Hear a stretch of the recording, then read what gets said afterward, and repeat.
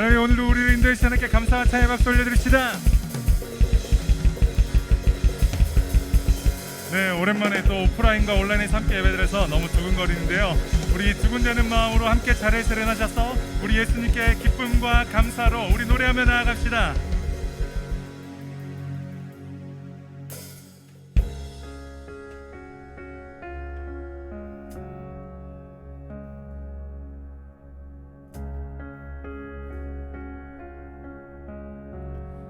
나 같은 죄인 살리신, 나 같은 죄인 살리신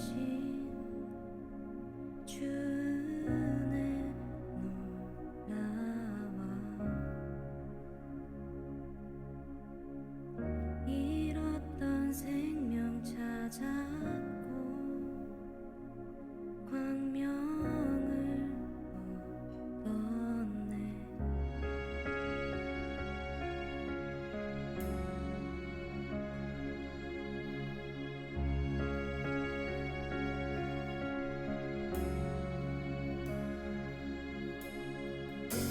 주의 은혜 날 위해 지키신 그 손과 발 보혈 나 찬양하리. 주의 이름 온 인류 구하신 그리스도 예수 나 경배하리.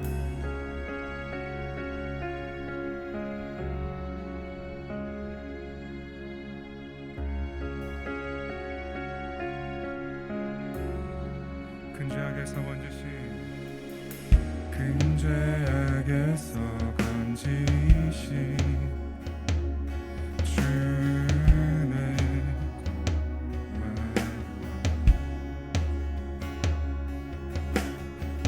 나 처음 믿은 그 시간 귀하고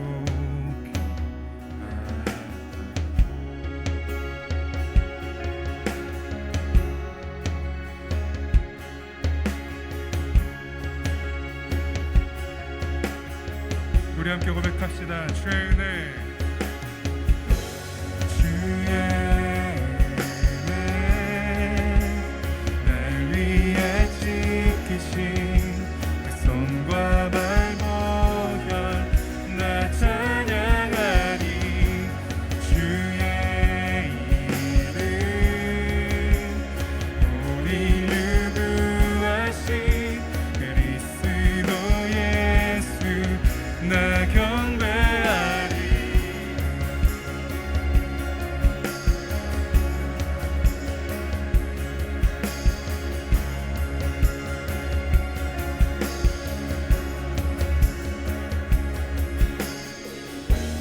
이제껏 내가 산 것도 주님의 은혜라. 또 나를 장차 본향에 인도해 주시리. 거기서 우리 영원히, 거기서 우리 영원히 주님의 은혜로 해처럼 밝게 살면서 주 찬양.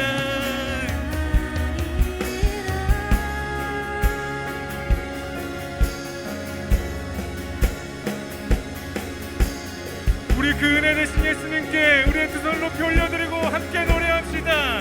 주의 은혜, 주의 은혜 날 위해 지키신 그 손과 발 보혈 나 찬양하리. 주의 이름 온 인류 구하신 그리스도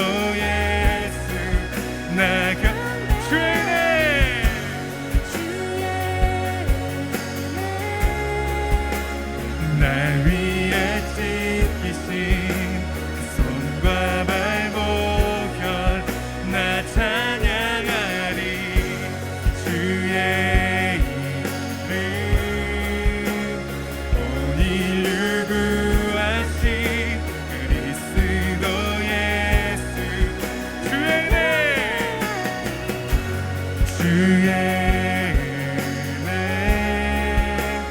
날 위해 지키신 손과 발 보혈 나 찬양하리 주의 이름 오늘 유구하신 그리스도 예수 나 경배하리 그리스도 예수 나 경배하리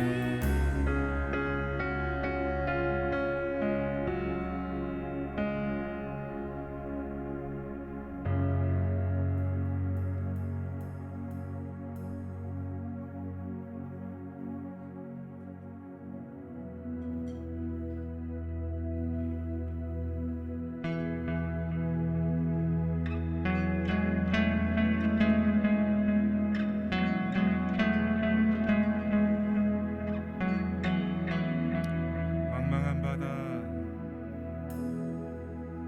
망망한 바다와 같은 내 삶에서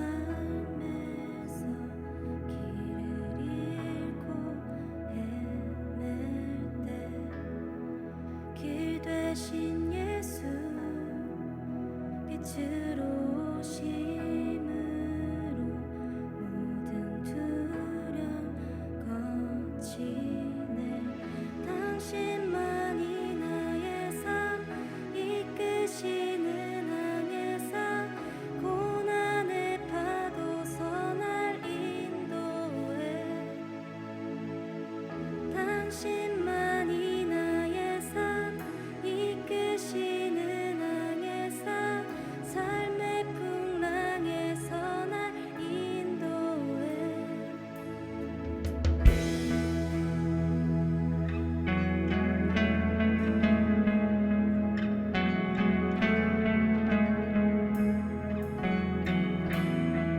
주 날 인도해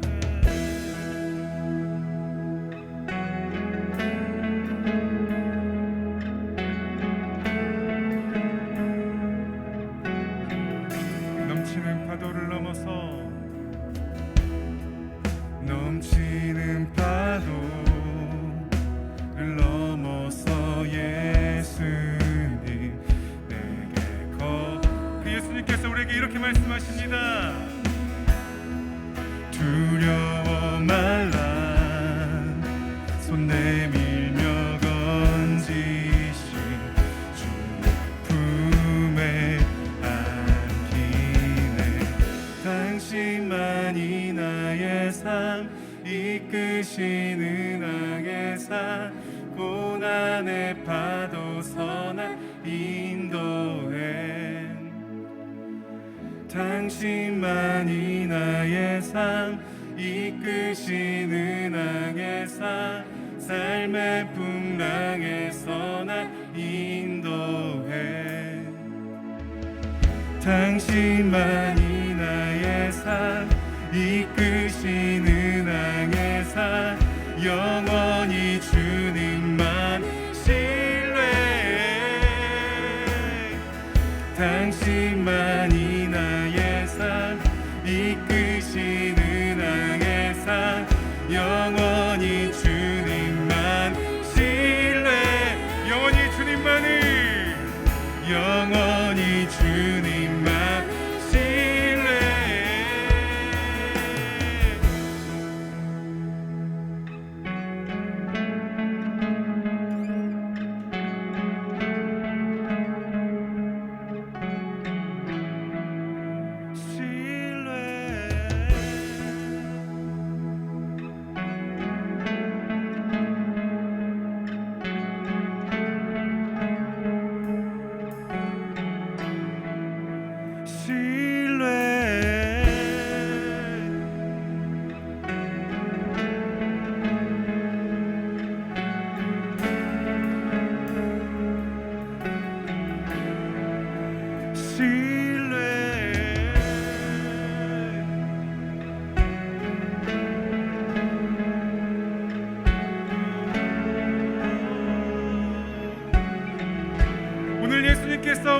성전에 함께 계십니다. 예배드리는 모든 장소에 함께 계십니다. 그 예수님께서 오늘 우리에게 손을 내미시며 두려워 말라고 얘기하십니다. 우리도 오늘 이 시간 주님께 손을 높이 올려드립시다. 주님만 계시다면 우리가 폭풍 속에 있을지라도 풍랑 속에 있을지라도 안전합니다. 주님만을 찬양합니다. 두렵지 않습니다. 주님 오늘 이 시간 우리 가운데 함께 하시고 우리 손을 붙잡아 주시옵소서. 우리 함께 노래합시다. 폭풍 속에서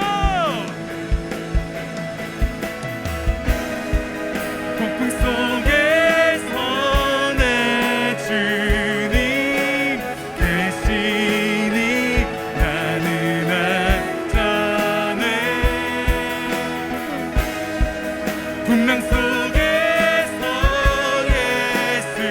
예수님 계시니 나는 찬양해. 폭풍 속에서 폭풍 속에서 내 주님 계시니 나는 안전해.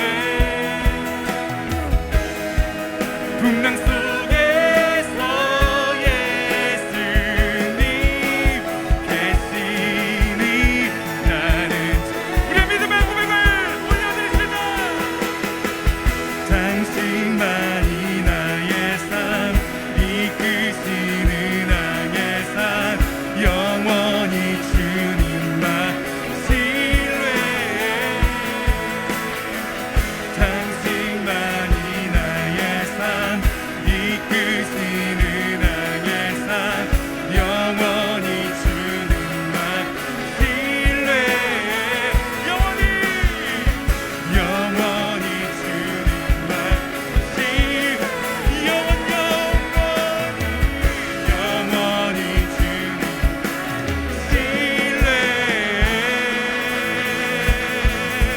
영원히 주님만을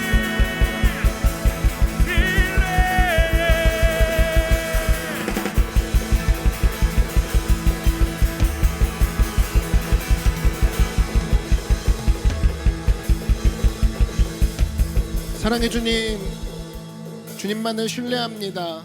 예수님의 이름을 우리가 바라봅니다. 예수님의 이름만을 우리가 신뢰합니다. 오늘 우리의 찬양을 받으시는 예수님, 이 자리에 함께 계셔서 우리 한 사람 한 사람의 눈물을 닦아주시고 안아주시고 또 쓰다듬어 주시고 품어주시는 그 주님께 나아가 예수님 만나는 예배가 되게 하여 주시옵소서. 하나님, 오늘 이 가사가 우리의 고백입니다. 주님만을 신뢰합니다. 어떤 것도 우리가 의지하지 않습니다. 예수님 한 분만을 바라봅니다. 주님을 소망하고 주님을 사모하며 나온 모든 이 백성들에게, 또 온라인으로 예배드리는 모든 예배자들에게 하나님의 큰 은혜와 성령의 기름 부으심으로 이 시간 함께하여 주시옵소서. 감사 찬양 올려드리며 모든 말씀 예수님의 이름으로 기도드렸습니다. 아멘. 할렐루야. 주님께 다시 한번 영광의 박수 올려드리겠습니다. 할렐루야, 할렐루야, 할렐루야, 할렐루야. 저를 따라 한번 선포해 주십시오. 나는 주 안에서 행복합니다.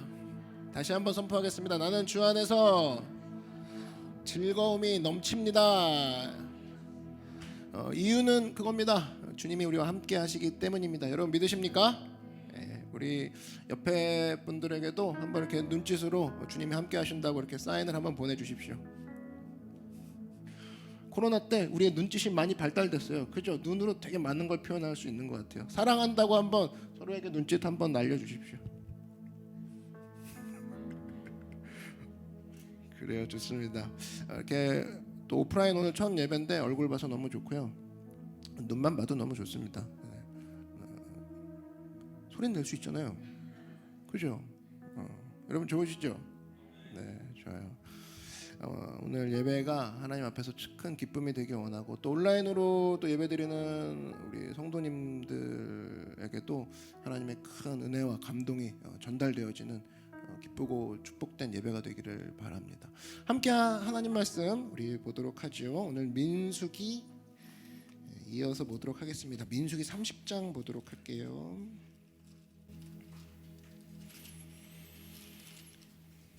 민수기 30장 1절에서 16절 말씀까지 볼 텐데요.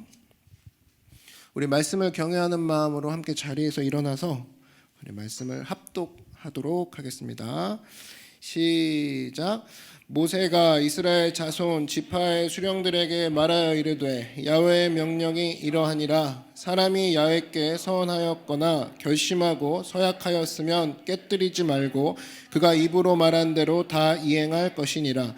또 여자가 만일 어려서 그 아버지 집에 있을 때에 야훼께 서원한 일이나 스스로 결심하려고 한 일이 있다고 하자. 그의 아버지가 그의 서원이나 그가 결심한 서약을 듣고도 그에게 아무 말이 없으면 그의 모든 서원을 행할 것이요 그가 결심한 서약을 지킬 것이니라. 그러나 그의 아버지가 그것을 듣는 날에 허락하지 아니하면 그의 서원과 결심한 서약을 이루지 못할 것이니 그의 아버지가 허락하지 아니하였은즉 야훼께서 사하시리라. 또 혹시 남편을 맞을 때 서원이나 결심한 서약을 경솔하게 그의 입술로 말하였으면 그의 남편이 그것을 듣고 그 듣는 날에 그에게 아무 말이 없으면 그 서원을 이행할 것이요 결심한 서약을 지킬 것이니라. 그러나 그의 남편이 그것을 듣는 날에 허락하지 아니하면 그 서원과 결심하려고 경솔하게 입술로 말한 서약은 무효가 될 것이니 야훼께서 그 여자를 사하시리라. 과부나 이혼당한 여자의 서원이나 그가 결심한 모든 서약은 지킬 것이니라. 부녀가 혹시 그의 남편의 집에서 서원을 하였다든지 결심하고 서약을 하였다 하자. 그의 남편이 그것을 듣고도 아무 말이 없고 금하지 않으면 그 서원은 다 이행할 것이요 그가 결심한 서약은 다 지킬 것이니라.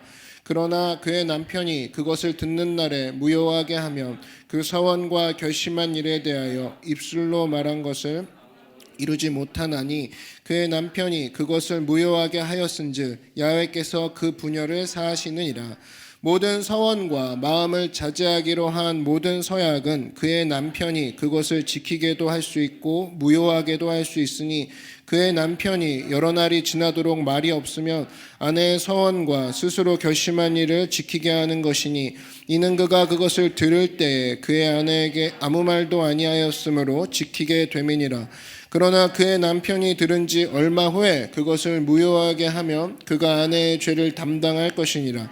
이는 야훼께서 모세에게 명령하신 규례니 남편이 아내에게 아버지가 자기 집에 있는 어린 딸에 대한 것이니라. 아멘. 네, 자리에 앉아주시기 바랍니다. 네, 오늘은 오버하는 신앙의 약점, 오버하는 신앙의 약점이라는 제목으로 하나님 말씀 증거하도록 하겠습니다. 오늘 민수기 30장은 서원에 관한 말씀입니다. 서원이라는 게 뭐냐? 하나님과 약속하는 거죠. 하나님께 약속하는 거죠. 기본적으로 약속입니다. 서원이라는 단어 자체가 약속이에요. 2절 한번 보실까요?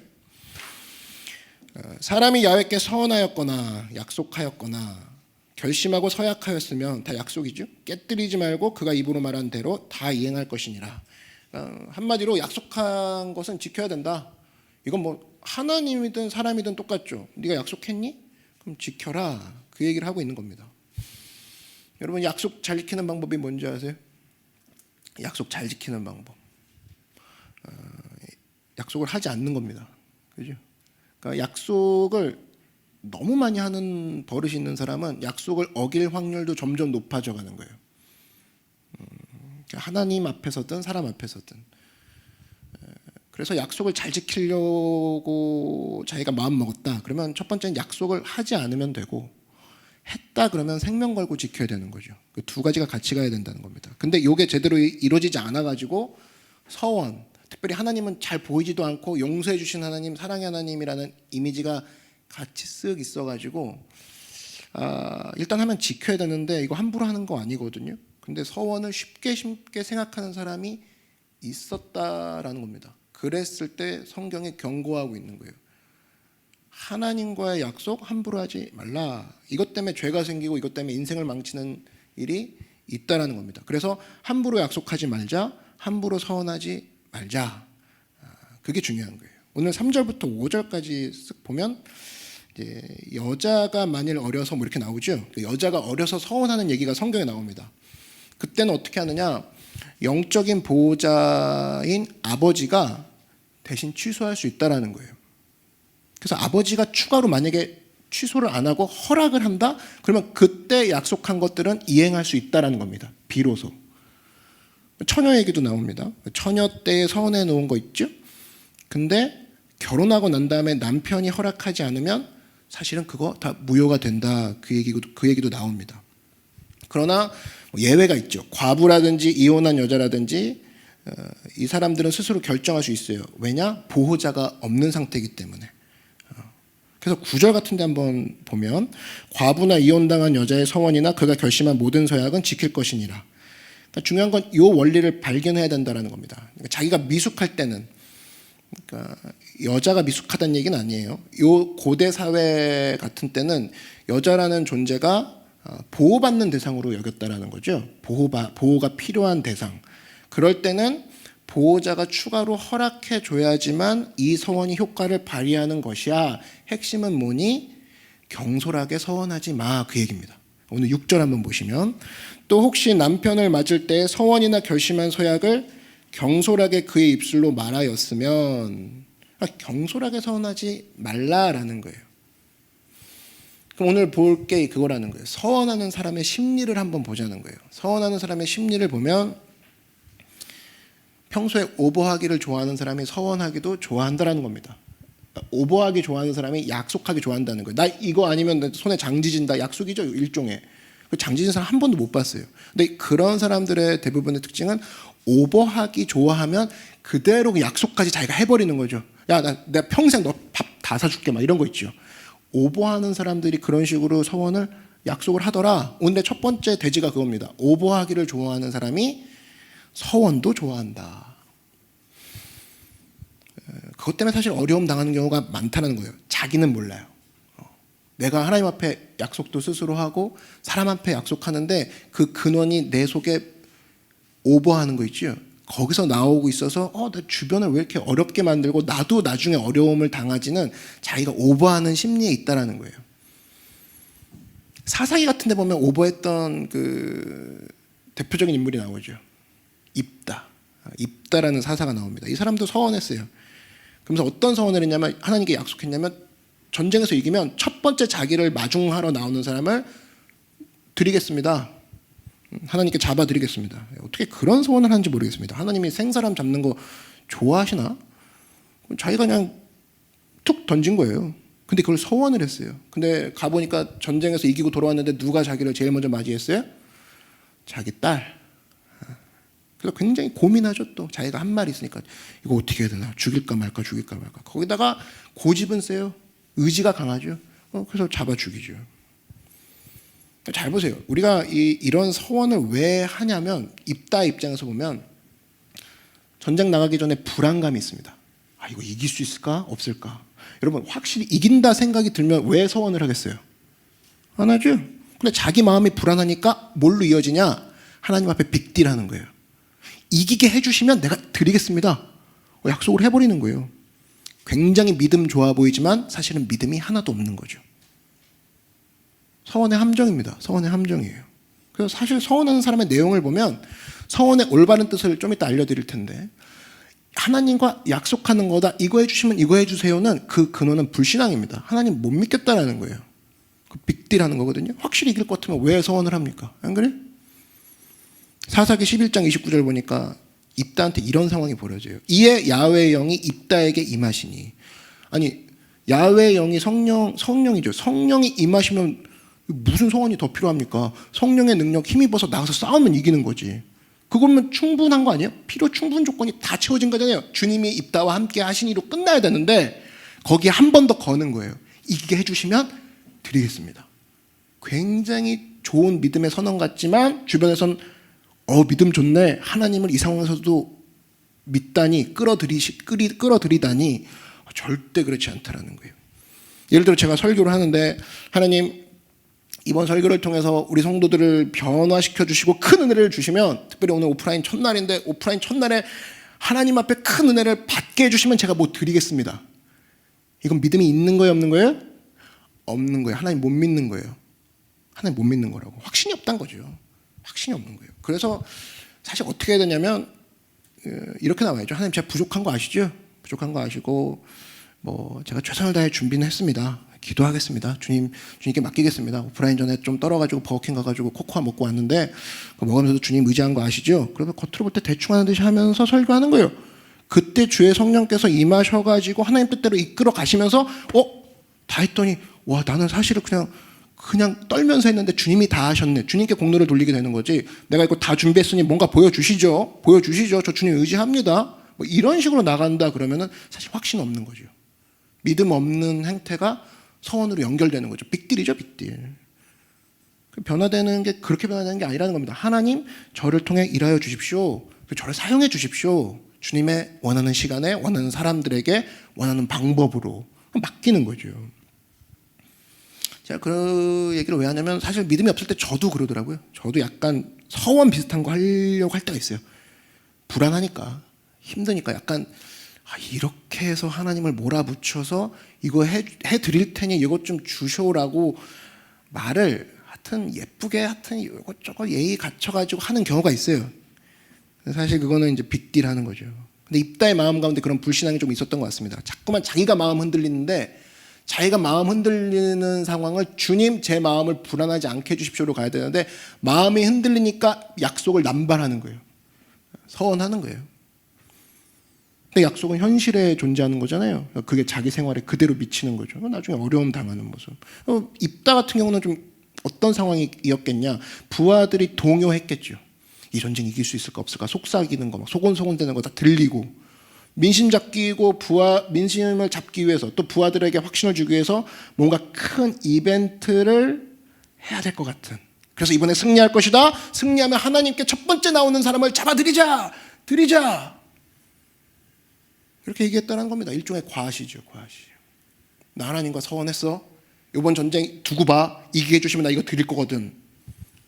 일종의 언어적 수사인데 그래서 어떤 접근을 하냐면 서원이 일종의 믿음이 더 생기게 만드는 도구다라는 그런 잘못된 명제를 가지고 나아갑니다.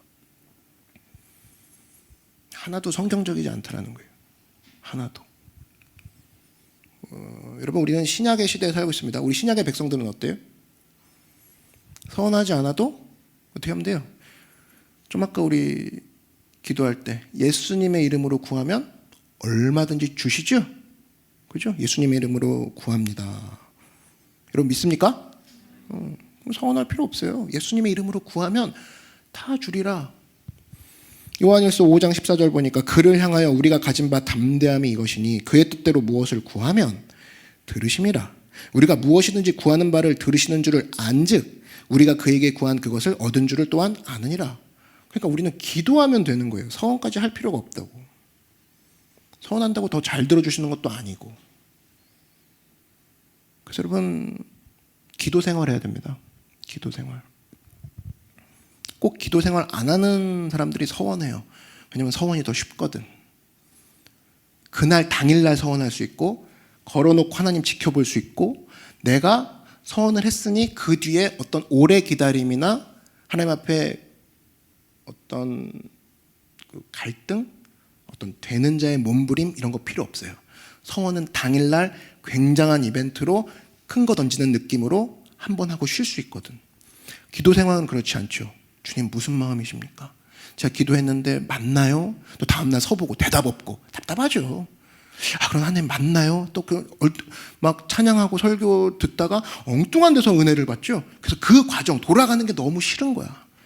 그래서 하나님 이거 해주시면 제가 한번 해드리겠습니다. 그래서 여러분 평상시에 기도하는 사람은 서원할 일이 없죠. 예수님의 이름으로 구하면 무엇인지 주시리라. 그리고 서원 자체는 내게 손에 주시는 걸 내가 먼저 확인하겠습니다 라는 보통 그런 심리로 이 사람들은 가는데 기도 생활 자체는 관계 아닙니까? 주님 그건 건드리지 마세요. 저 자존심이거든요. 그냥 주시기 싫으면 주지 마시든가 요 얘기만 하고 싶은데 우리 주님은 그렇지 않죠. 야, 너 네 얘기 좀 해보자. 제 얘기 너무 불편해요. 그냥 주시든가 말든가 그것만 얘기해 주시고 제가 이거 드리면 주시는 거 아니에요? 이런 식으로 가는 게 너무나 합리화적이고 너무 좋아 보이는 거예요. 근데 성경은 서원의 함정에 대해서 얘기하고 있습니다. 그렇게 경솔하게 서원하는 게 아니란다. 그럼 이겁니다. 구약 성경의 진짜 서원의 정신은 뭐냐?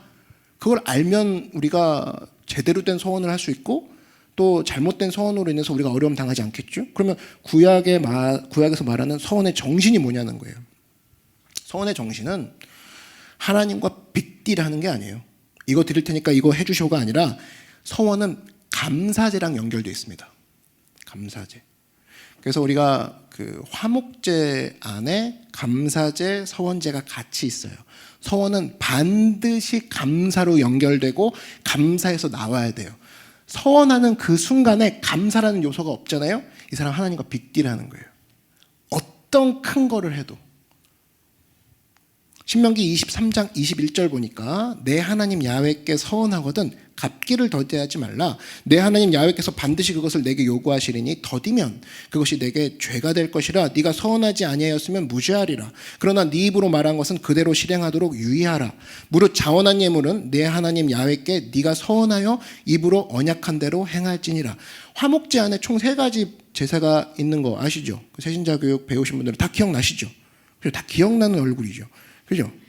화목제는 3가지가 있어요. 감사제, 자원제, 서원제가 있어요. 한 통속이라는 거예요. 그런데 이게 무슨 얘기냐면 특별히 서원하는 의미는 뭐가 제일 크냐? 감사하는 의미가, 감사해서 드리는 의미가 제일 크다라는 거예요. 빅딜이 아니라는 거예요. 너무 마음에 감사해가지고 하나님 내가 주님 앞에 감사의 예물, 감사의 제물을 드리기 원합니다. 그게 서원의 가장 큰 요소라는 거예요. 근데 성경이 지금 신명기에서 얘기하는 건 뭐냐? 너 받았다고, 너가 일이 해결됐다고 마음 식어지고 입 닫지 말고 계속 감사하라. 계속 하나님께 나아가라. 그게 서원제거든요. 그게 서원에서의 핵심입니다. 하나님 앞에 감사를 놓지 말고 그가 해주신 것을 잊지 말고 계속 그에게 나아가렴, 드리렴. 한 번의 빅딜이 아니란다. 그 얘기예요. 그래서 하나님이 주신 은혜가 너무 크기 때문에 감사를 드리기 위해서 감사할 게 없을까? 그럼 내가 조금 희생하더라도 감사를 드리자. 그 희생으로 보이는 게 서원이라는 거예요. 감사가 먼저 앞선 거죠. 내가 조금 행복한 거 조금 유보하자. 하나님 너무 감사해요. 감사를 먼저 표현할게요. 이게 서원이라는 거예요. 그게 서원의 본질이라는 겁니다. 서원의 본질은 한마디로 감사와 연결되어 있다. 감사와. 근데 서원이 감사가 아니라 뿌리가 불신앙이다. 그러면 조건부 약속이 되는 거죠. 조건부 약속에는 감사가 필요 없습니다. 주시는 거 확인했으면 연락해. 하나님 됐어? 됐냐고 연락 오면 나한테 얘기해줘. 그럼 내가 바로 말씀드릴 테니까. 이거는 조건부죠. 회사에서 하는 짓이죠. 근데 하나님 이제까지 주신 은혜가 너무 감사하여서 제가 제 것을 희생해서라도 주님께 감사의 표현, 관계죠 결국엔. 그 주님 앞에 감사하는 관계 가운데 내가 들어가기 원합니다. 그게 서원이에요. 근데 하나님 내가 이렇게 해줄 테니까 하나님도 큰 손 쓰세요. 그건 관계가 아니죠. 그건 계약이죠. 여러분 지나가는 사람에게 이 돈 줄 테니까 이거 해주셔. 그거 해주죠. 그죠? 뭐라도 해줄 거라고. 돈을 받은 게 확인만 되면 그건 사랑도 아니고 관계도 아닙니다. 그거는 그냥 계약이에요. 그 서원은 계약이 아니라는 겁니다. 서원은 감사에서 출발한다는 거예요. 감사. 저에게 해주신 게 너무 크기 때문에 제가 드리기 원합니다. 하나님 너무 감사해요. 다윗 보세요. 다윗을 보면 금방 쉽게 아시는데 다윗이 하나님 앞에 딱 섰어요. 성전을 딱 짓겠다고 하죠. 근데 다윗이 뭐라고 합니까? 하나님 제가 성전 지어드리니까 뭐 주실래요? 이런 얘기 해요? 안 하죠. 그런 얘기 없어요. 그렇게 나갔으면 빅딜이겠죠. 하나님 제가 성전 드릴 테니까 뭐 해주세요. 성전이잖아요. 제가 뭐 딴 거 하는데어요. 성전 드린다는데. 근데 그게 아니라 하나님 은혜가 너무 큰 거예요. 그래서 다윗이 뭐라고 합니까? 나는 궁전에서 사는데 하나님의 성전이 너무 초라합니다. 근데 내가 더 멋지게 드려서 하나님께 봉헌하기 원합니다. 하나님 내가 주신 은혜 내가 왕궁 살게 한 거 너무 감사해서 주님께 성전이라도 지어드리려고 해요 라고 했을 때 하나님이 됐다 그러면서 내가 오히려 너를 위해 집을 지어주마. 그게 예수 그리스도의 혈통 아닙니까? 그 다윗을 통해서 예수 그리스도의 집이 지어지죠. 그런 식의 하나님과의 대화가 오고 가는 하나님 너무 감사해서 제가 이거라도 해드리면 안 될까요? 아이고 됐어 이놈아 네가 뭘 해 임마 내가 해줄게. 이런 관계들에서 나오는 게 서원이지 이거 좀 부족한데 이거 해주시면 제가 좀 한번 드릴게요.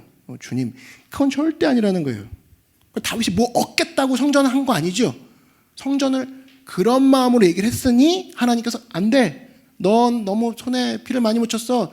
내가 솔로몬을 통해서 하겠다 하니까 다윗이 금방 물러설 수 있었던 이유는 조건부 약속이 아니었기 때문에. 왜 이렇게 나오시나?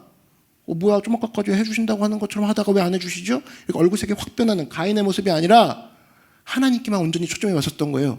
주님 제가 해드릴 건데요. 주님의 마음이 그러시다고요? 그럼 저는 안 해도 됩니다. 저는 솔직히 주님의 성전을 지어드리는 것보다 주님이 지금 저한테 원하시는 거를 제가 하는 거, 전 그걸 더 원해요. 철저히 관계죠, 관계. 그러니까 다윗의 모습은 드리는 것 같았지만 절대로 뒤에 영향이 없었고 뒤에 절대로 부작용이 없었다는 겁니다. 그 관계, 하나님 너무 감사해요. 제가 왕이 되게 해주신 거 감사하고 보살펴 주신 거 감사해요. 이거라도 해드리면 안 될까요? 그 뒤는 주님이 결정하는 거죠. 그게 서원이에요. 그럴 때 의미가 있다는 겁니다. 그래서 지금도 여러분 극박한 상황에 놓인 사람이 있어요? 그러면 자꾸 하나님 이 문제 해결해 주시면 제가 이거 하겠습니다. 이거 하지 마요. 그거 하지 말라고. 하나님 2021년도 안에 결혼하면 뭐 하겠습니다. 이러지 말라고요. 지금 4월이죠. 5월까지 결혼이 되면 1,000만 원. 이런 거. 그 다음에 9월까지 하면 깎아서 700만 원. 금년 안에 해주시면 500까지는 제가 쓰겠어요. 이런 거 있죠. 이렇게 하면 이게 빅딜이지. 이게 어떻게 성원이냐고요. 이런 거 하면 안 된다는 겁니다. 여기는 관계가 필요 없죠. 해주시는 OX가 전달되면 그럼 제가 입금하겠습니다. 이게 무슨 관계예요? 회사지. 회사도 이렇게 안 하죠. 그러니까 되게 이렇게 하는 사람들 특징이 뭐냐? 기복이 커요. 엄청나게 믿음의 기복이 큽니다. 오버하는 사람들이 이렇게 합니다. 왜? 불안하니까. 불안하니까 뭐라도 하는 거예요. 기도하기엔 마음이 안 잡혀 있고 말씀 듣기에는 괜히 그냥 지금 바빠 죽겠는데 급해 죽겠는데 괜히 오늘 지금 사실 오늘 입다 얘기 들을 것도 아니고 오늘은 난 너무 두려워 죽겠는데 왜 갑자기 입다 얘기를 하시는 거야? 목사님은 오늘 첫날 오프라인 첫날 무슨 입다 얘기야? 축복된 얘기를 해주시던가. 저 얘기는 내 말씀 아닌 것 같은데 집에서 딴 말씀 봐야겠다. 그러니까 말씀을 들을 때도 이게 저희 오늘 내 말씀은 아닌 것 같아. 기도도 힘들죠. 기도 무슨 얘기를 기도하지? 너무나 힘든 거예요. 믿음의 기복이 큰 거예요. 근데 우리 오버하지 말고 성경은 뭐라고 합니까? 오버해서 서원 남발하지 말고 기도해라. 기도해라. 주님 앞에서 머물라. 인내를 가지고 그게 중요하다. 그 얘기 아니에요? 여러분 서원이 쉬워요? 기도가 쉬워요? 서원이 쉬워요. 서원이 훨씬 쉽다고. 안 그래요? 기다리는 게 쉬워요? 기도하면서 기다리는 것이 좋은 사람, 쉬운 사람 없어요. 근데 그게 정답이라고. 그게 정답이에요. 전도서 5장 2절 보니까 너는 하나님 앞에서 함부로 입을 열지 말며 급한 마음으로 말을 내지 말라. 이거 일종의 서원이죠. 하나님은 하늘에 계시고 너는 땅에 있음이니라. 그런즉 마땅히 말을 적게 할 것이라. 주저주저 떠들지 말고 기도하면서 기다리라 그 얘기예요. 말할 거면 기도를 해. 서원하지 말고 다시는 내가 그거 하나 봐라. 이것도 서원이죠. 다시는 하지 말든가. 지키지도 못할 약속 하지 말라는 거예요. 너는 흥분하면 너는 오버하면 뭐든지 약속하더라. 나 다시는 뭐 교회를 나가나 봐라. 다시는 주님 쳐다보나 봐라. 그거 못 지킬 거면 그냥 그 시간에 기도해서 하나님의 인도하심을 믿고 나아가라는 겁니다. 그래서 여러분 쓸데없이 하나님 앞에 빅딜하는 버릇 하지 말라는 거예요. 빅딜은 쉽다니까요. 빅딜은 쉬워요. 이런 거 하나님이 기뻐하시는 게 전혀 아니라는 거예요. 전혀. 뭐예요? 서원 대신에 기도하고 믿고 기다리며 그의 인도하심을 구하라. 그러면서 이렇게 인도하시는 주님 앞에 감사함으로 드리는 것. 이게 바로 서원이라는 거예요. 하나님 너무 감사해서 드릴게요. 그 서원도 제가 얘기해요. 이거 서원해도 될까요? 가끔 누가 물어봐요. 그럼 너 물어봐라.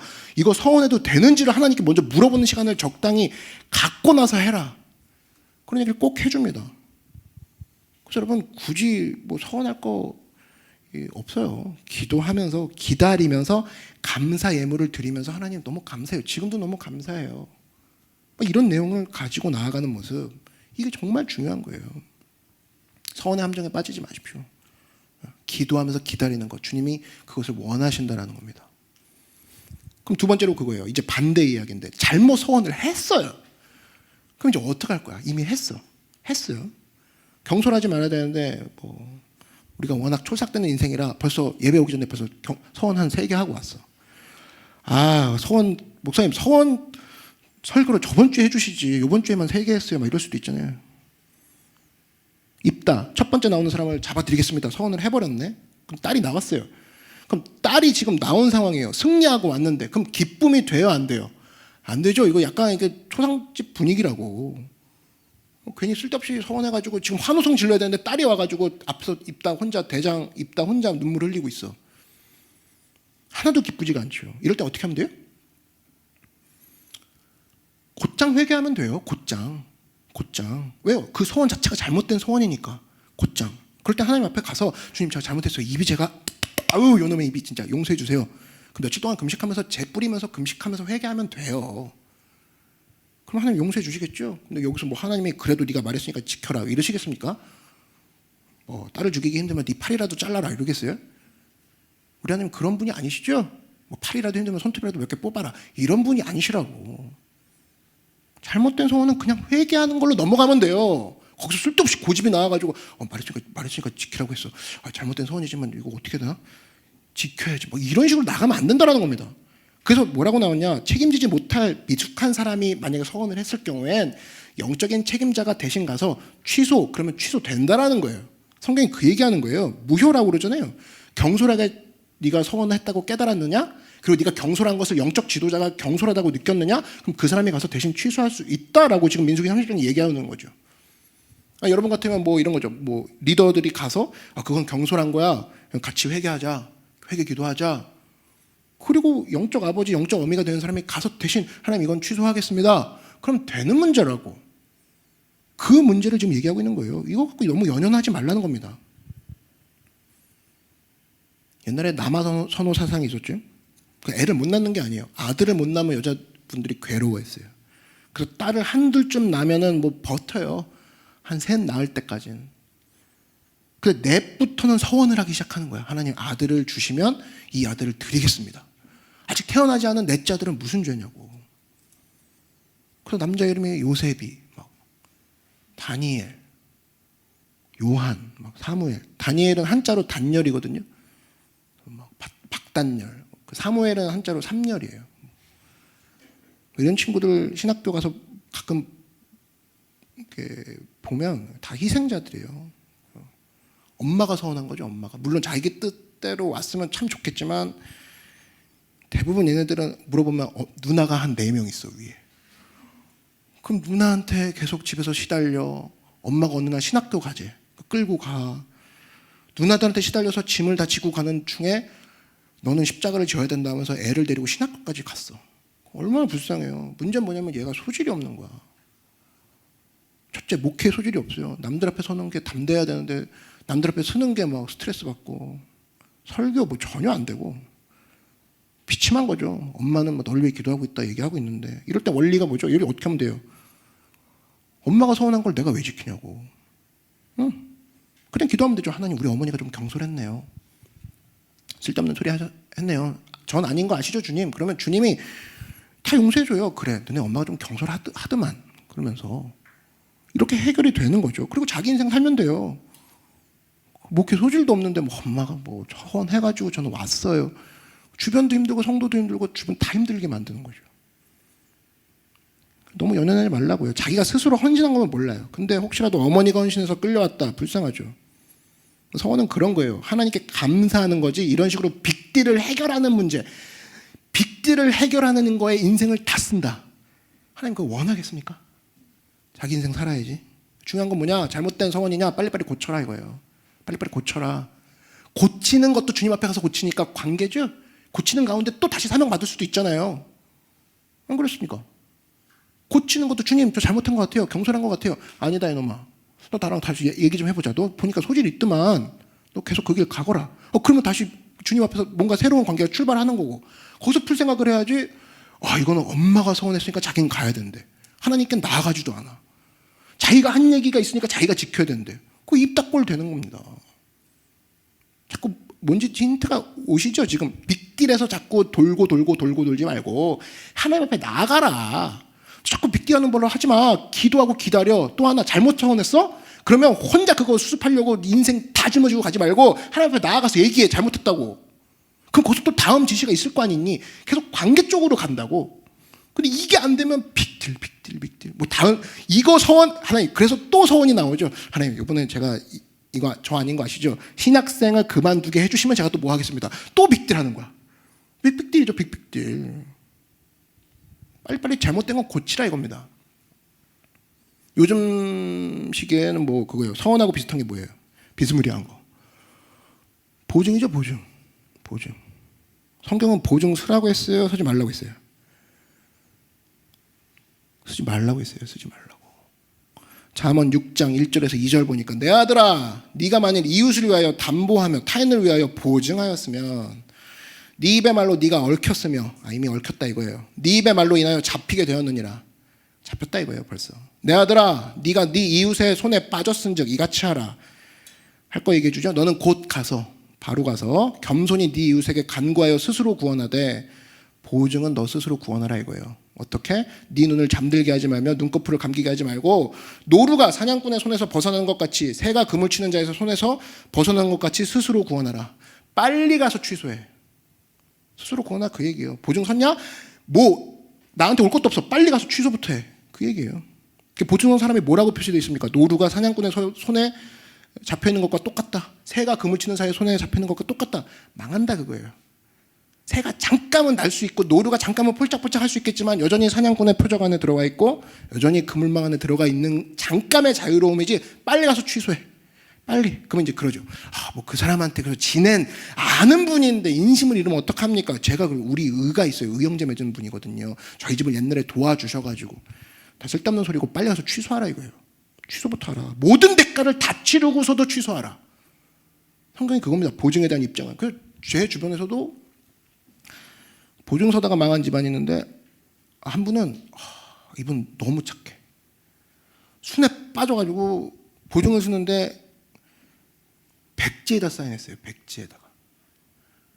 너 금액이 있는 게 아니라 백지. 자기는 그랬대요. 한 500만 원 정도 보증 쓰는 줄 알았대요. 무한 책임.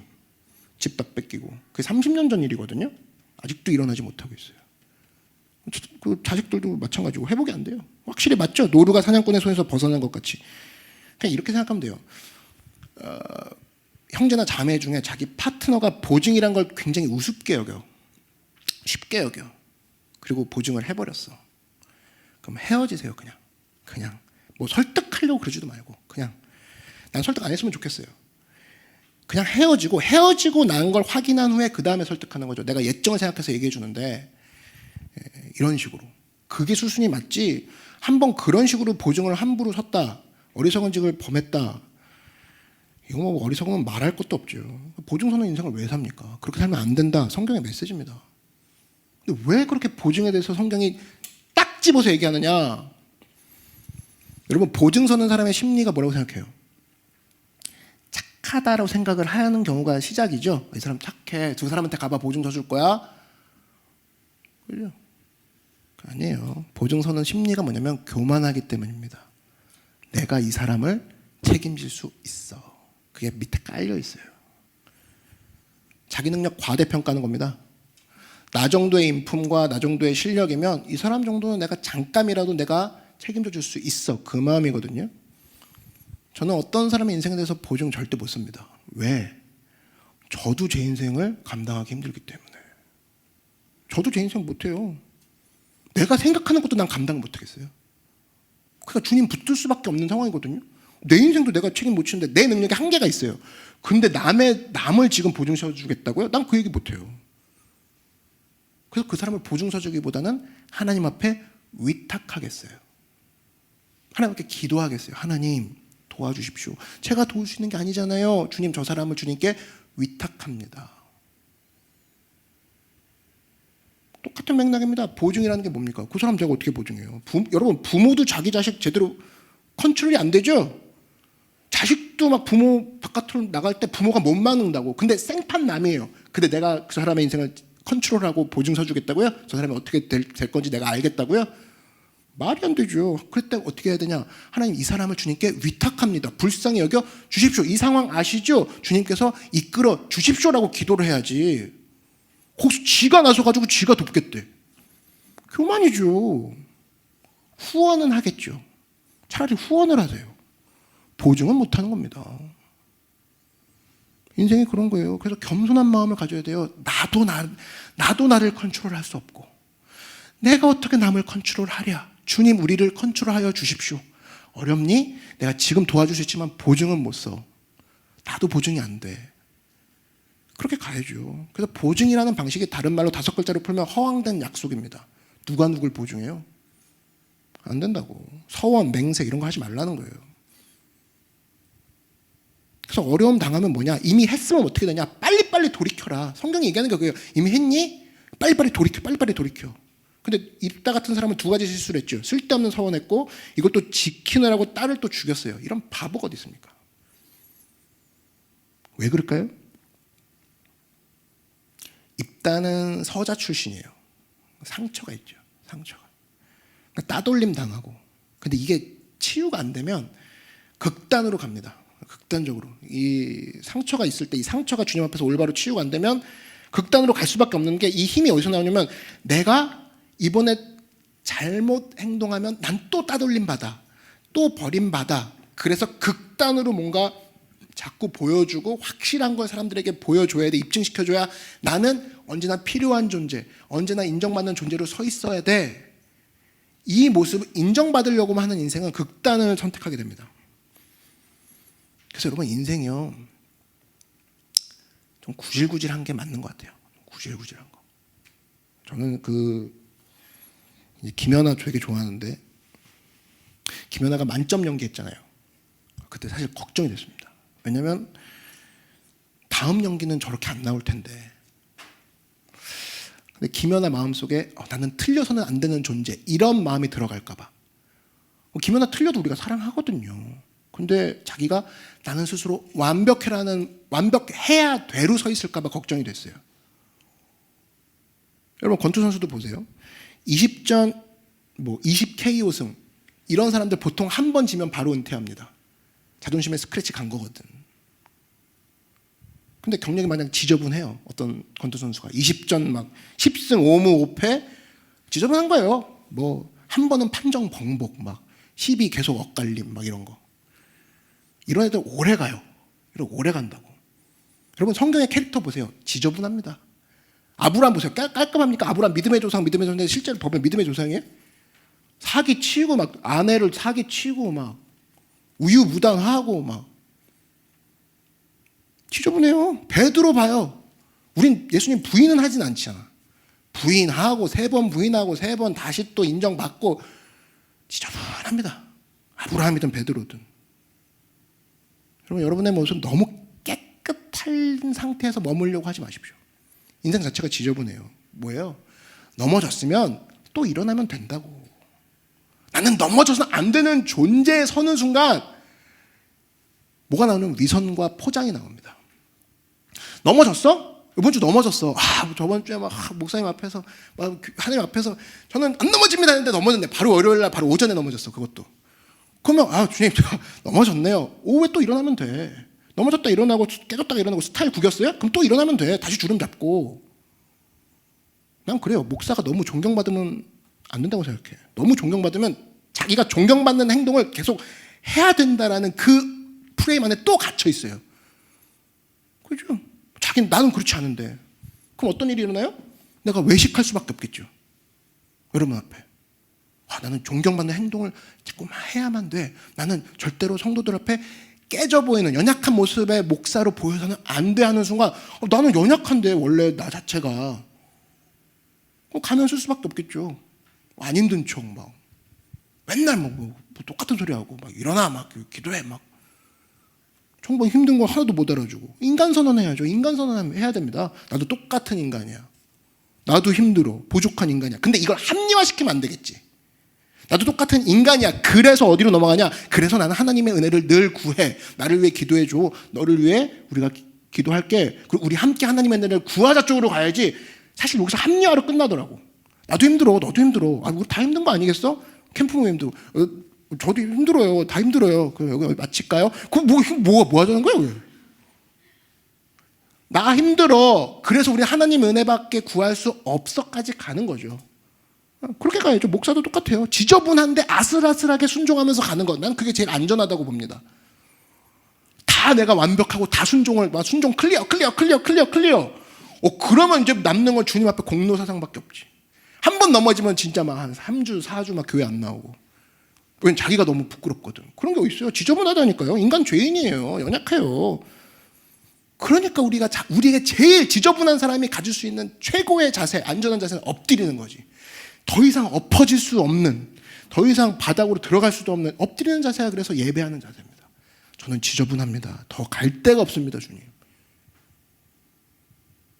넘어지면 회개하고 다시 일어나고 이런 모습 돼야 된다는 겁니다. 여러분은 이미 그렇게 안 하려고 해도 다 이미 우린 다 지저분한 인생이죠 이미. 그러니까 지저분해졌다에 낙심하지 말라고요.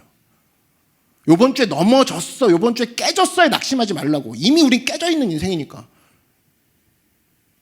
나는 안 넘어져야 되는데 대대로 기독교 집안인데 그래도 내가 성경을 읽었는데 신앙생활이 몇 년인데 웃기지 마요. 그러서 넘어졌으면 인정하고 다시 일어나면 돼요. 일어서는 게 중요하죠. 안 넘어지는 게 중요한 게 아니라.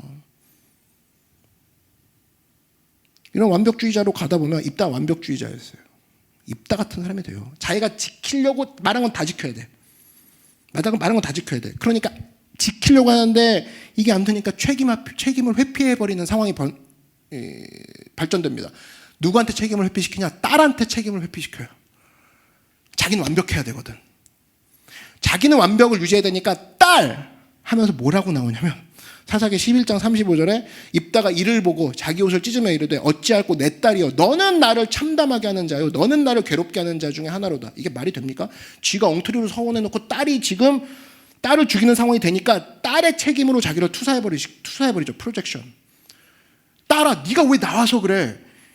내 딸이여 너는 나를 참담하게 하는 자요 너는 나를 괴롭게 하는 자 중에 하나로다. 왜 그때 나왔냐요? 딸한테. 왜 첫 번째로 네가 나왔냐요? 딸이 기가 막히죠. 아니 아버지가 전쟁에서 승리하고 나왔는데 지금 첫 번째로 나갈 수도 있는 거지. 그걸 딸한테 잘못했다고 말할 수 있어요?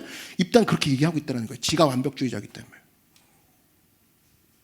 그래서 되게 완벽주의자들 보면 자기는 완벽해야 되기 때문에 두 가지 선택합니다. 가면을 쓰고 다니든지 너 때문에 그래라고 나는 완벽하지만 네가 완벽하지 않아서 이 사단이 났어라고 계속 둘 중에 하나를 핑퐁하는 거예요. 입단 다 하고 있는 거죠. 그래서 지저분한 게 좋아요. 아유 이건 내가 잘못했네. 내가 잘못했어. 이게 좋은 거지. 야 이거 내가 어딜 봐서 내 잘못이야. 나 잘못한 거 없어. 그 너 때문이야 하는 순간 지저분한 인생이 아닌 거죠. 자긴 깨끗해질지 몰라도 하나님 앞에 엄청나게 기쁨이 안 되는 인생 되는 겁니다. 지저분해야 돼요. 주님 제가 잘못했습니다. 아유 미쳤네요 제가. 아유 나는 왜 이럴까요 주님. 이런 인생이 안전한 인생이에요. 예전에 도요타 사태도 마찬가지죠. 잘못 안 했대요 도요타가. 납품업체 책임이래요. 하루 이틀 미루다가 문제가 나중에 커지죠. 이유가 뭐냐? 그 명제. 도요타는 완벽해야 돼. 그게 도요타를 완벽하지 않게 만들었죠. 그 신화가 자기를 망친 겁니다. 지금도 신화에 빠져 있는 사람이 있어요. 나는 완벽해야 돼. 절대 넘어지는 모습 다른 캠프원들에게 보이면 안 돼. 성도들에게 보이면 안 돼. 다른 성도 우리 엄마가 알면 안 돼. 우리 아빠가 알면 안 돼. 나는 완벽해야 돼. 아내가 알면 안 돼. 남편이 알면 안 돼. 그런 게 있어. 그 신화가 자기를 망쳐가고 있는 거예요. 완벽하지 않아요. 완벽하지 않다고. 회사가 완벽할 수가 없죠. 어떤 회사가 좋은 회사예요? 우린 실수를 할 수도 있습니다. 그러나 언제나 소비자를 위해 노력하는 회사입니다. 이 이미지가 사람을 살리는 거 아니에요? 인기가 있는 거 아니에요? 그 도요타에도 복음이 들어가야 돼요. 복음이. 넘어져도 되는 회사. 그러나 책임지고 끝까지 여러분과 함께하는 회사. 이렇게 가야죠. 여러분 완벽하다고 얘기하는 순간 그게 뭐냐면 이런 상황이 벌어져요. 완벽하다고 얘기하면 그 순간은 좋을 수도 있죠. 근데 사람들이 그다음부터 이 사람에게 뭐를 찾느냐? 허점을 찾기 시작합니다. 완벽하다며요. 그런데 내가 허점 찾았네. 그래서 여러분 처음부터 완벽을 선언하는 게 아니라 인간을 선언해야 돼요. 나는 약한 존재입니다. 근감 존재입니다. 부족한 존재입니다. 그러면 공격을 안 할 거 아닙니까? 공격 안 할 거 아니에요. 공격하면 그거 지금 하셨어요? 저 원래 약해요. 그렇게 얘기하면 되는 거죠.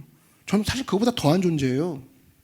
싸우라는 소리가 아니라 그런 식으로 저 원래 약한 존재입니다. 이걸 얘기하고 다니는 저 원래 이런 부분에서 약해요. 도와주세요. 하나님 은혜를 붙들 수 있도록 저를 위해 기도해 주십시오. 이렇게 가는 존재가 맞다라는 거예요. 입다 위장하고 가면 쓰고 자기 완벽함을 주장하다가 딸을 죽이죠.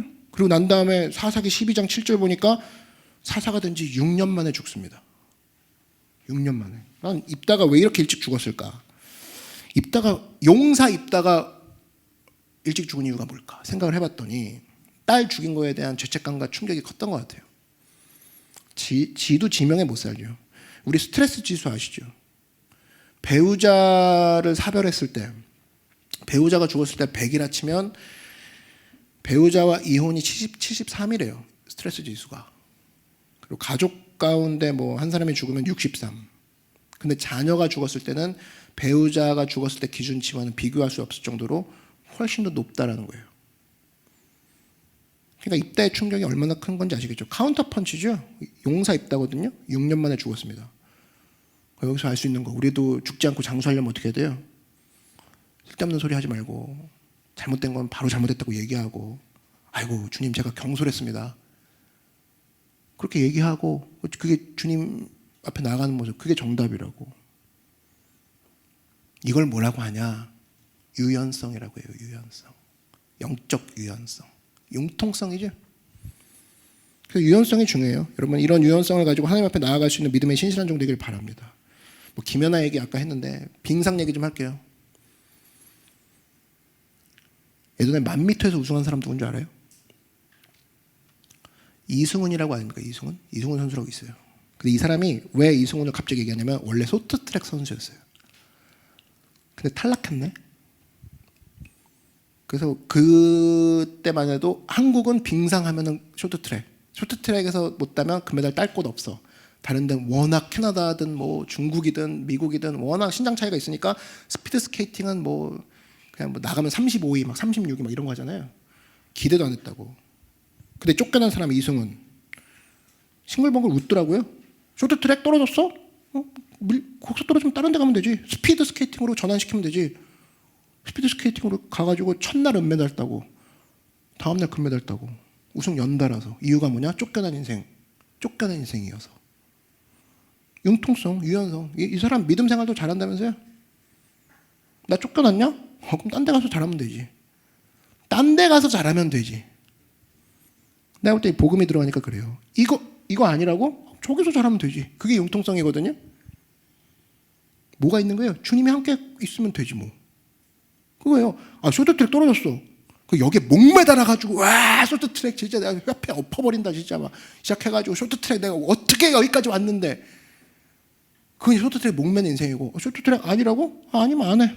안 하고 주님이 함께 하신다면 스피드? 어디든 갈게요. 피겨라도 할게요. 가서 따잖아요. 근데 하나 실패했다고 융통성 없이 막 거기서 막 목매달아가지고 여러분 요셉 보십시오. 유연성 있죠? 잡혀가지고 구덩이에 빠져가지고 잡혀가지고 팔려가니까 팔렸어 오케이 가족 나 버렸어 오케이 주님이 나와 함께 하시면 됐어. 그리고 가잖아요. 감옥에서 또 리젝트 당하니까 보디발의 안에서도 리젝트 당하니까 계속 가잖아요. 주님이 함께 하시면 돼. 그래서 여러분 지금도 마찬가지입니다. 뭐 단 실패 경험이 있어. 거기에 눌려있지 말라고. 주님이 함께 가면은 끝나는 거 아닙니까? 10편 23편 보세요 여러분.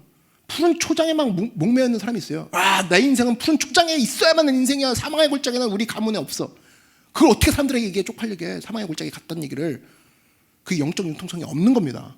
그게 상처받은 인생이라는 거예요. 상처는 막혀있는 인생, 유연성이 전혀 없는 거예요.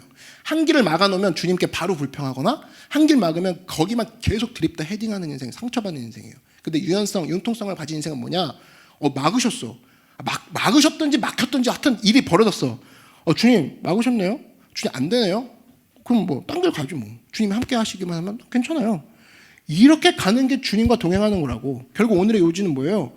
서원과 길에 얽매이지 말고 주님과 함께 가고 있느냐? 그럼 그거에 따라서 움직여라.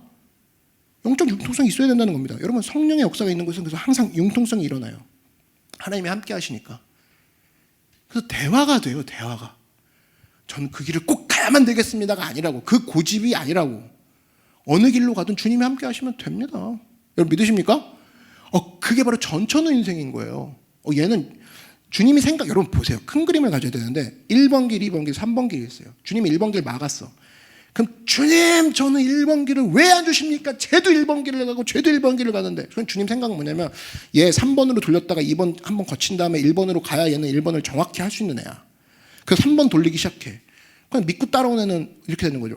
1번 막으셨네. 3번으로 가게 자꾸 길을 여시네. 3번으로 갈게. 주님이 함께 하시는 건 맞죠? 그럼 좀 갈게요. 3번으로 가서 1번 기대하고 있어. 근데 요번에 2번으로 갔네. 주님. 아니면 좀 7번으로 가요. 점점 멀어지는 느낌이야. 역시 1번은 아닌가 봐요. 그래서 이 사람은 8번이라는 더 좋은 데 도착할 수 있지만 이런 사람 주님 마음이죠. 다시 1번으로 갖다 놔서 와 그때 1번 했으면 진짜 난장판 됐겠다. 이제 1번 왔으니까 이제 진짜 잘할 수 있게 하나님이 다 마련해 놓으셨군요. 그건 따라가는 사람만 고백할 수 있는 내용이에요. 그 미친 듯이 1번에 서원했다가 막 1번 아니면 저는 죽습니다 막 이런 사람은 절대로 맛볼 수 없는 감동이지. 근데 보세요. 서원 얘기 아까로 잠깐 돌아가면 1번을 주시지 않으면 이게 쉽겠어요? 아니면 2번 갔다 8번 갔다가 7번에서 잠깐 쉬었다가 6번 또 실패했네? 5번은 주님이 자꾸 뭔가 나를 괴롭히는 것 같은데 어느새 3번으로 넘어와서 이게 쉽겠어요?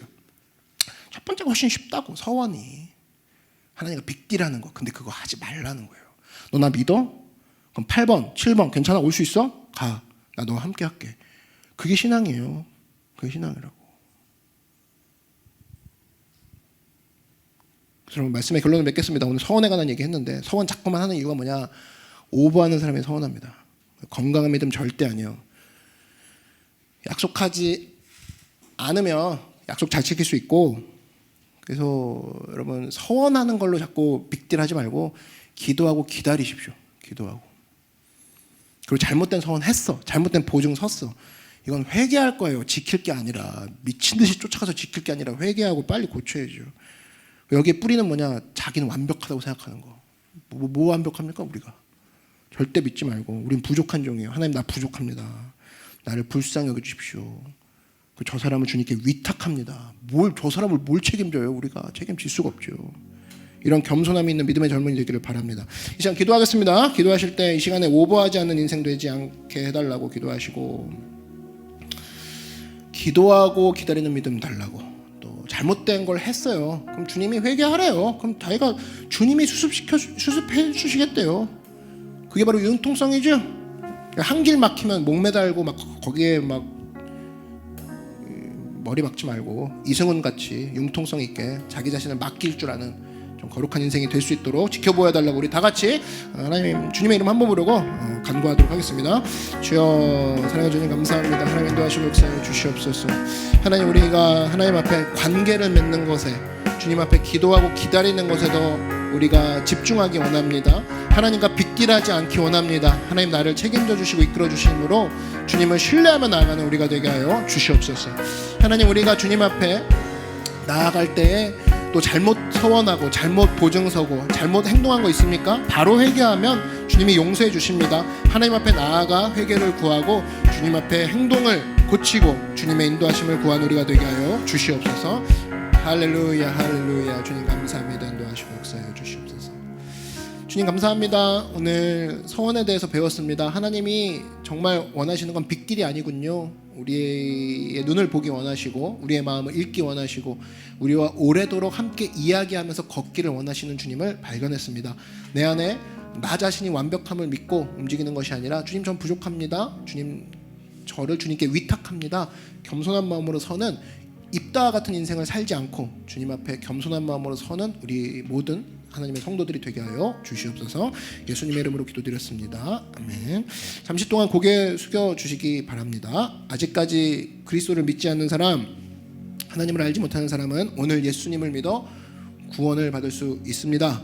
나는 아직 예수 믿지 않습니다. 나는 타락했습니다. 다시 주께로 돌아오기를 원하니 나를 도와주십시오 하는 분은 인터넷 앞에서 일어나 주시기 바랍니다. 이 시간에 일어나서 예수 그리스도를 구주로 모시면 구원을 받게 되고 하나님의 영광을 체험하게 되는 것입니다. 신속히 일어나십시오. 아직까지 예수 믿지 않았으나 오늘부터 나는 예수님 믿고 구원받겠다라는 사람은 일어나서 저의 기도를 소리내어 따라해 주시기 바랍니다. 이미 믿으신 분들도 같은 중보하는 마음으로 함께 이 기도를 따라해 주시기 바랍니다. 사랑하시는 하나님, 저는 죄인입니다. 어디에서 와서 왜 살며 어디로 갔는지 알지 못하고 방황하며 지냈습니다. 오늘 하나님의 부르심을 받고 믿음으로 일어났습니다. 예수님의 십자가 보혈로 저를 씻어 주시옵소서. 저를 위하여 죽으시고 저를 위하여 부활하신 예수님을 제 구주로 모셔드립니다. 지금부터 영원토록 주님과 함께 살겠습니다. 하나님은 내 아버지가 되셨습니다. 예수님은 나의 구주가 되셨습니다. 저는 하나님의 자녀가 되었습니다. 저를 구원해 주시니 감사합니다. 예수님 이름으로 기도드립니다. 아멘. 축복합니다. 축하합니다. 예수님께서 여러분 삶의 영원한 동반자가 되시고 인생의 목자가 되십니다. 여러분의 삶에 위대한 변화의 역사가 일어날 것입니다. 이 시간 몸이 아프신 분들은 아픈데 손을 얹어주시기 바랍니다. 그 외에는 가슴에 손을 얹어주시기 바랍니다. 제가 여러분을 위해 기도하겠습니다. 사랑의 하나님, 우리가 하나님과 빅딜하고 계약하고 그리고 얼굴을 돌려서 돌아가는 것을 원치 않으시고 우리와 함께하길 원하시는 주님, 주님과 함께라면 우리가 어느 상황에도 어떤 고난과 역풍 가운데도 일어날 수 있습니다. 우리의 삶 가운데 들어오셔서 나의 인생의 주인이 되어 주시옵소서. 주님 앞에 간구하오니 우리의 삶 속에 들어와 주시옵소서. 우리를 치료하시고 고쳐 주시옵소서. 우리의 병을 고쳐 주시옵소서. 주님 오른손을 내밀어 안수하여 주시옵시고 어떤 병이든지 고쳐 주시옵소서. 기적이 일어나게 도와 주시옵소서. 성령으로 새로운 삶을 얻게 하여 주시옵소서. 예수 이름으로 고침을 받을지어다. 건강할지어다. 수고하고 무거운 짐 내려놓고 주님을 앙망하오니 주님 우리에게 힘 주시고 용기 주시고 능력을 주시옵소서. 축복하여 주시옵소서. 영혼이 잘되게 하여 주시옵소서. 범사가 형통케 하여 주시옵소서. 치료받고 강건하게 도와주시고 기쁨과 소망과 행복을 허락하여 주시옵소서. 예수님 이름으로 축복하고 기도드려옵나이다. 아멘. 저를 따라 한번 선포해 주십시오. 나는 주 안에서 승리했습니다. 여러분 믿으십니까? 우리 옆에 분들에게도 눈짓으로 여러분 주 안에서 승리했습니다. 나의 형제 자매요, 주 안에서 우리는 승리했다. 눈짓으로 한번 날려주시기 바랍니다. 우리 온라인으로도 한번 이렇게 쭉 올려주십시오. 주 안에서 승리했습니다. 고백을 해주시기 바랍니다. 이 시간 우리의 마음 또 우리의 예물을 주님께 올려드리는 시간을 갖도록 하겠습니다. 우리 그동안 다윗 왕의 헌금 기도문을 봤는데요. 특별히 온라인 상에서는 자막이 나갑니다. 그러나 오프라인에 있는 여러분들과 저는 또 성경을 통해 오랜만에 함께 찾아서 읽어보는 시간 갖도록 할게요. 자, 역대상입니다. 역대상 29장 10절에서 14절에 보면 다윗 왕의 헌금 기도문이 나옵니다. 찾아보죠. 역대상 29장 10절에서 14절입니다. 자, 온라인에 계신 예배자들과 또 오프라인 예배자들이 또 한마음으로 이 다윗 왕의 헌금 기도문을 읽음으로 주님 앞에 예물을 드리는 시간 갖도록 하겠습니다. 이 다윗 왕의 심정을 여러분 잘 기억하십시오. 다윗 왕은 지금도 사실은 드리는 내용이잖아요. 하나님 이거 했으면 이거 드리겠습니다가 아니라는 거예요. 감사가 스며들어 있어요. 감사를 발견하십시오. 다윗 왕의 헌금 기도문을 통해. 자, 읽겠습니다. 10절부터 14절까지 한 목소리로 함독하겠습니다. 시작. 다윗이 온 회중 앞에서 야훼를 송축하여 이르되 우리 조상 이스라엘의 하나님 야훼여 주는 영원부터 영원까지 송축을 받으시옵소서. 야훼여 위대하심과 권능과 영광과 승리와 위엄이 다 주께 속하였사오니 천지에 있는 것이 다 주의 것이로소이다. 야훼여 주권도 주께 속하였사오니 주는 높으사 만물의 머리이심이니이다. 부와 귀가 주께로 말미암고 또 주는 만물의 주제가 되사 손에 권세와 능력이 있사오니 모든 사람을 크게 하심과 강하게 하심이 주의 손에 있나이다. 우리 하나님이여 이제 우리가 주께 감사하오며 주의 영화로운 이름을 찬양하나이다. 나와 내 백성이 무엇이기에 이처럼 즐거운 마음으로 들을 힘이 있었나이까. 모든 것이 주께로 말미암았사오니 우리가 주의 손에서 받은 것으로 주께 드렸을 뿐이니이다. 아멘. 자, 제가 여러분을 위해 헌금 기도를 하도록 하겠습니다. 하나님 감사합니다. 헌금을 주님께 바칩니다. 우리의 마음을 주님께 드립니다. 하나님 바치는 11조 헌금, 감사 헌금, 주일 헌금, 특별 헌금 주님께서 기뻐 받아주시고 이것이 주님 앞에 빅딜과 약속이 아닌 마음을 드리는, 주님 앞에 내 마음을 즐겁게 드리는 기쁨의 예물이 되게 하여 주시옵소서. 하나님, 우리를 또 회사로 보내시고 또 일터와 공부하는 장소에서 하나님 앞에 영광 가운데 쓰임 받게 하시니 감사합니다. 교만하지 않고 완벽하다라는 마음 버리고, 주님, 내가 지저분하고 얼룩얼룩해도 하나님이 나를 깨끗이 하여 씻기고 가시는군요. 하나님께 모든 찬양과 감사를 올려드립니다라는 고백이 떠나지 않는 믿음의 귀한 청지기들 되게 하여 주시옵소서. 우리 교회 가운데도 축복하여 주셔서 오프라인 첫날을 통해 하나님 또 예배를 드리게 하시고, 이것을 통해 또 믿음 생활을 풍성케 하시는 주님을 찬양합니다. 하나님, 지켜보아 주셔서 한 사람도 아픈 사람 없게 하시고, 또 이 코로나 시기가 잘 끝나서 많은 사람들이 주께로 또 예배드리며 나오는 귀하고 복된 하나님의 모든 성도들 되게 하여 주시옵소서. 감사 찬양드리며 예수님의 이름으로 축복하며 기도드렸습니다. 아멘. 우리 하나님께 영광의 박수 올려드리겠습니다. 자, 오늘 오프라인 첫 예배를 드렸는데요. 새벽 예배도 내일부터 시작이 됩니다. 그래서 여러분, 이제 우리가 본격적으로 오프라인이 되는데 그거예요. 잘 준비하면서 조심해서 이 방역 수칙을 잘 지켜서 하나님 앞에 우리가 더욱더 나아가는 모습이 필요하다고 생각합니다. 교회가 더 열심히 또 준비하고, 또 여러분들도 각 캠프에서 또 기도로서 또 중보해 주시기 바랍니다. 새벽 예배는 5시 55분에 시작이 되고 온라인으로도 시작이 됩니다. 그리고 오프라인으로 준비하다 보니까 중간중간에 여러분들이 또 기도가 없으면 안 됩니다.